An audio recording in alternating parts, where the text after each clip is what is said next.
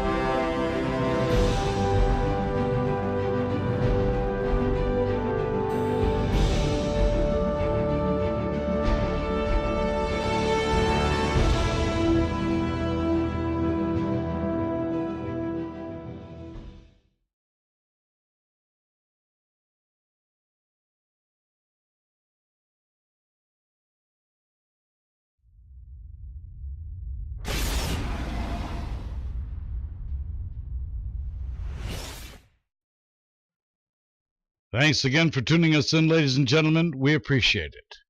This edition of the Critical Post Chicago Report is coming to you live, or almost live, from the capital of the Midwest Coast, Chicago, Illinois, USA.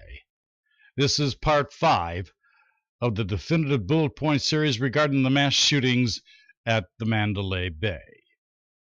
I want to go over the FIT report. Now, this is the preliminary report that was issued on January 18th. Lombardo was very clear to make sure that everybody understood that this was just a preliminary report. This report was 81 pages, 53 pages, consisted of text, diagrams, timelines, and lists. And then at the end, we had 28 pages of pictures. Now, again, the FIT report, we refer to the FIT report, that stands for Force Investigation Team, which is a division of the Internal Affairs Department of LVMPD. And the reason that it was done by them is, according to the story, is because there was an officer discharged his weapon up there. So there was an officer involved shooting. So therefore, anytime there is an officer involved shooting, they have Internal Affairs do an investigation, even though it was a mass killing, the largest mass killing in the history of the United States. But we're going to use the Internal Affairs people to do the scene investigation, which everybody finds it very interesting. Okay, one of the main sections in there in the report, there was a timeline for Paddock, which started September 25th when he checked into Mandalay Bay, and it ended on October 1st when they breached the room and found him deceased. Now, some of the interesting things that were found in that timeline, as far as I'm concerned, of course, I think everybody knows about the 100,000 that he transferred in two $50,000 tranches to the Philippines. Both of those transfers were made from the Wells Fargo account in Mesquite. Those were made, I believe, on Tuesday and Thursday of that week. Also, there were 3 room service tickets where they delivered room service to Paddock during that time frame between September 25th and October 1st. 2 of the tickets they sent to were made out for $134. The other one was for $135. Interestingly enough, and it says this in the refit report, that all 3 room service tickets were 2 entrees for 2 people. Then we have the timeline involving Campos, and depending on which timeline you want to believe, Campos is the Las Vegas Police Department or MGM's, but they do have Las Vegas Metro's timeline is in there. They give Paddock's movements every day, which is kind of interesting. He went to Mesquite almost every day. Interestingly enough, he checks into the hotel in the afternoon of the 25th, which is Monday. He goes and has sushi, and then he goes back to Mesquite, stays all night in Mesquite. I mean, it's very strange. Almost every day he gambled. Most of the time, based on the fit report, he gambled in the middle of the night from say 11 or 12 o'clock till 6 or 7 o'clock in the morning.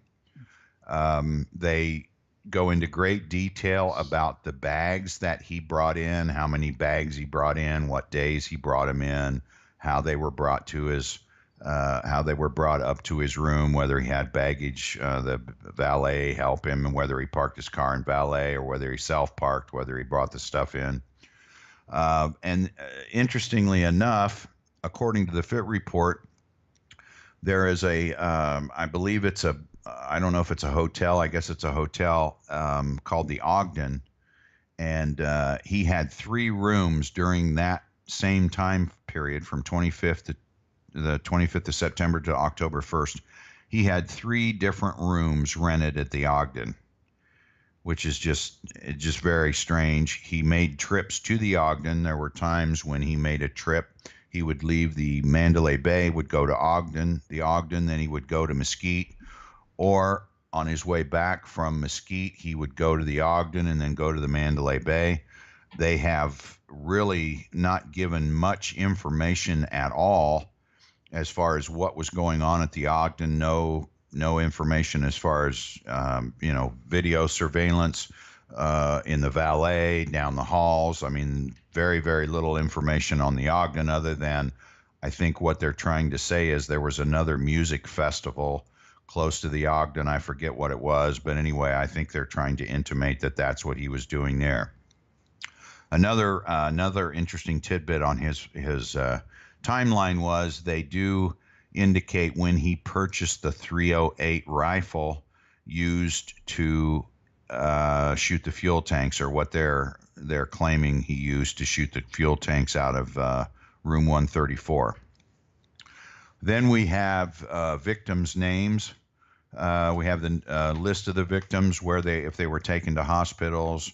It also gives the location of the bodies. There's 2 particular pictures, aerial pictures of the concert venue where it shows the location of the bodies. Then there's another aerial shot, a wider shot of the venue, in addition to the area around the venue, because there were 20 bodies found inside the venue. There were 4 bodies found over by the medical tent. There were 3 bodies found at the Desert Rose Inn, which is north of the venue. There were 2 bodies found at the intersection of Giles and Alibaba, which is just east of the venue. There was 1 body found in front of the Tropicana and 1 body found in front of Hooters. The rest of the victims, the other 27 victims, were taken to, I believe, 5 area hospitals where they died. Now, there's an overall narrative of what occurred. They have a timeline with bullet points, and then they actually go into a narrative of what occurred. They go into a narrative of describing the 2 hotel rooms, 135, 134. Now, 135 is what they call the Vista Suite. It's a big suite. That's where Paddock's body was found and all the guns. And then 134 is an adjoining room, which is basically just a normal hotel room with 2 beds and a bathroom. And I think 4 or 5 guns were found in there, and that's supposedly where he shot the fuel tanks from. 134 using the .308. I think there were 5 or 6 guns found in that room. Of course, the windows were broken out in 134 and in 135. They also give a cursory list of evidence recovered out of each room.